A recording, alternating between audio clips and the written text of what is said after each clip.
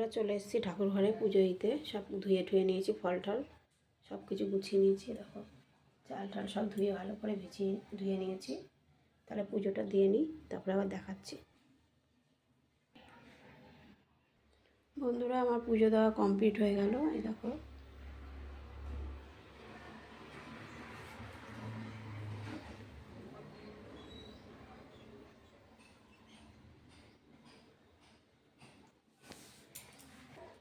বন্ধুরা, আমার ঋতু পুজোও কমপ্লিট হয়ে গেছে।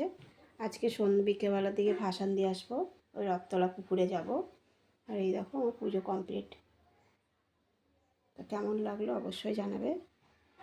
ভাসানের বিকেলবেলা দেখতে পারবে যদি সেরকম তুলতে পারি, কিন্তু আমার ছেলে বউ যাবে না তো আমার সঙ্গে, কাউকে দিয়ে তোলাবো কেন? ইতুতকে আমাকেই নিতে হবে।